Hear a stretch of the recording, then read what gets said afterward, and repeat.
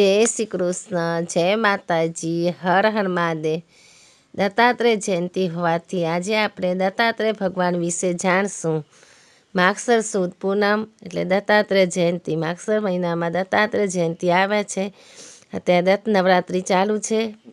પૂનમના દત્ત નવરાત્રિ સમાપ્ત થાય છે। જય શ્રી કૃષ્ણ, જય દત્તાત્રેય ભગવાન કી જય। મા જ્ઞાની અને અવધૂત એવા ગુરુ દત્તાત્રેયજી ભગવાન કી જય। અત્રિજી તથા અનસૂયાને સંતાન ન હતું। અહીંથી બંને પતિ પત્ની પુત્રની પ્રાપ્તિ માટે કઠોર તપસ્યા કરતા હતા। તેમની ઈચ્છા હતી કે અમારે ત્યાં ઈશ્વર સમાન પુત્ર જન્મે। તેમની કઠિન તપસ્યાને ફળીભૂત કરવા એક દિવસ બ્રહ્મા, વિષ્ણુ અને મહેશ અત્રિજીના આશ્રમે આવ્યા અને વરદાન આપ્યું કે તમારે ત્યાં અમારા અંશરૂપી અંશથી જગતનું કલ્યાણ કરનાર પુત્ર થશે, જેની ફળશ્રુતિ રૂપે બ્રહ્માજીના અંશથી સોમ ચંદ્ર, વિષ્ણુ ભગવાનના અંશથી યોગવેતા દત્તાત્રેય અને મહાદેવના અંશથી દુર્વાસાજી અત્રિના પુત્ર રૂપમાં પ્રગટ થયા। આ પુત્રનું શરીર એક જ છે, પરંતુ 3 માથા અને 6 હાથ હોય છે। મહર્ષિ અત્રિજીના પત્ની અનસૂયાને આશીર્વાદ આપે છે કે તે કહે છે કે આ બાળક ભગવાન સ્વેચ્છાએ તેની પુત્ર ઝંખનાને સંતોષવા 3 બાળકનું રૂપ ધારણ કરી અવતર્યા છે। ભારતની કોઈ વ્યક્તિ એવી નહીં હોય કે જેઓએ અનસૂયાની પતિવ્રતા ભક્તિને સાંભળી ન હોય। દરેક પતિવ્રતા સ્ત્રીઓમાં અનસૂયાની પતિવ્રતા ભક્તિ સૌથી ચઢિયાતી અને મહાન હતી। સરસ્વતી, લક્ષ્મી અને પાર્વતી એમ 3 દેવીઓએ પોતાના પતિવ્રતા પર ઘમંડ હતું। તેઓ માનતા હતા કે 3 લોકમાં અમારા જેવી કોઈ સ્ત્રી પતિવ્રતા નથી। બધી જ પતિવ્રતા દેવીઓ અમારી પતિભક્તિ આગળ તુચ્છ ને કાંકરા સમાન છે। આ 3નું અભિમાન તોડવા એક દિવસ નારદજી મગના દાણાના કદના લોખંડના ચણાને લઈ સરસ્વતી દેવી પાસે ગયા અને કહ્યું કે હે દેવી, લોખંડના આ ચણાને આપ તરીને રાંધી આપો, જેથી હું તેને આરોગી શકું। સરસ્વતી દેવીએ લોખંડના ચણાને હાથમાં લીધો, જોયો, પછી કહ્યું હે દેવર્ષિ, આ તો લોઢાનો ચણો છે, તેને કેવી રીતે તરીકે રાંધી શકાય? એ અનાજ હોય જો તો તમે મને આપો તો હું તરીને રાંધી આપું અને તમે ખાઈ શકો। ત્યારબાદ નારદજી લક્ષ્મી દેવી અને પાર્વતીજી પાસે પર ગયા અને ત્યાં જઈને લોખંડના ચણાને તરી આપવા વિનંતી કરે છે। ત્યારે તેઓ પણ સરસ્વતી દેવીની માફક ના પાડે છે ને નારદજીની આવી માંગણી પર હસે છે।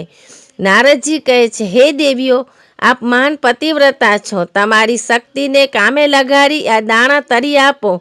જો આપનાથી આ કામ ન થઈ શકે તો હું માતા અનસૂયાજી પાસે આ દાણો તરાવી આપવાની વિનંતી કરીશ। તેઓ જરૂર આ દાણાને તરી આપશે। 3 દેવીઓ હસી પડીને કહ્યું, અનસૂયા, તે એવી કેવી પતિવ્રતા નીકળી કે લોઢાને તરી આપે? જાઓ, તરાવી લાવો અને અમને દેખાડો। નારદજી ત્યાંથી અનસૂયા દેવી પાસે આવ્યા ને લોખંડના ચણાને તરી આપવા વિનંતી કરે છે। અનસૂયા દેવી પતિના સ્વરૂપનું ધ્યાન ધરી ચણાના દાણાને તેલમાં તરી આપે છે। નારદજી તરાયેલા દાણાને લઈને 3 દેવીને બતાવે છે। 3નું અભિમાન ઓગળી જાય છે। બીજી એક કથા આ પ્રમાણે છે।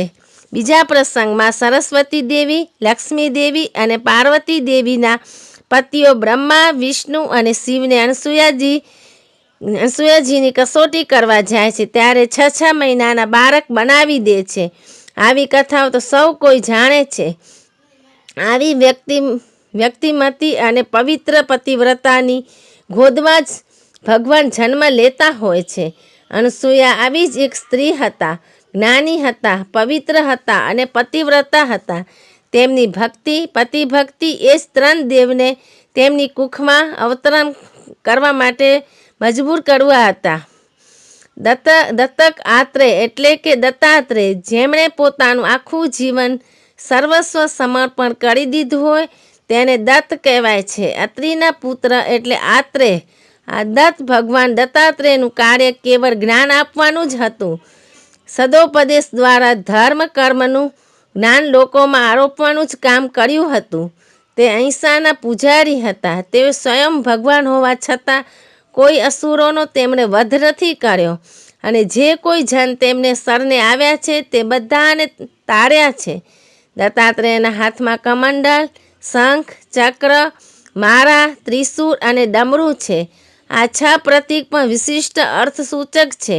કમંડળ અને મારા બ્રહ્માના છે, ચક્ર અને શંખ એ વિષ્ણુના છે, અને ત્રિશૂલ અને ડમરું ભગવાન શિવજીના છે. પાંડુરંગ શાસ્ત્રીના શબ્દોમાં કહીએ તો દત્તનું સ્વરૂપ સંસ્કૃતિના મહાન કાર્યકરનું પ્રતીક છે.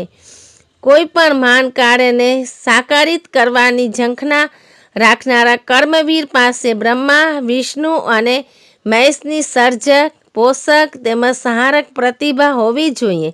નિત્ય નૂતન શક્તિ, સંપત્તિ કે સદવિચારનો અવિરત પ્રવાહ કાર્યમાં વહેતો ન રહે તો તે કાર્યનું ઉત્કૃષ્ટ સર્જન ન ગણાય. દત્ત આવા જ નવા નવા પ્રયોગો, નવા નવા કાર્યોના વાહક હતા. ભગવાન દત્તાત્રેયને કુદરતના જે તત્વો પ્રાણી, પંખી તથા જંતુઓમાંથી શિક્ષા મળી તે બધાને ગુરુપદે બેસાડ્યા હતા.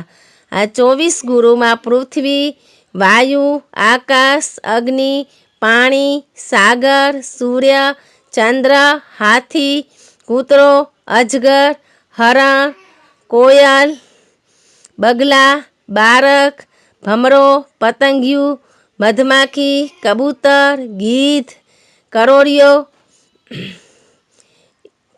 અને ઈયળ વગેરે હતા. ક્યાંક ક્યાંક તેમણે ટીટોળી, હોલો, વેશ્યા, લુવાર વગેરેને પણ ગુરુપદે સ્થાપ્યા હોવાનું લખાયું છે. એકંદરે તેમણે 24થી પણ વધુ ગુરુ ધાર્યા હતા. દત્તાત્રેયને નિસર્ગમાંથી જે કુદરતી તત્વો ભેટ રૂપે શિક્ષા આપતા હતા તે બધાને તેમણે ગુરુ માન્યા હતા, અને બધામાંથી તેમણે ક્ષમા, પ્રસન્નતા, ગંભીરતા, આસક્તિ, તેજસ્વીતા, અપરિગ્રહ, સમદ્રષ્ટિ, વિદ્યા, ત્યાગ, સ્વાવલંબન, ધીરજ, મધુર વાણી, ગતિ, કાર્યપદ્ધતિ વગેરેની શિક્ષા મેળવી હતી. હિન્દુ ધર્મમાં ભગવાન દત્તાત્રેયનો મહિમા આદિકાળથી ગવાતો આવી રહ્યો છે.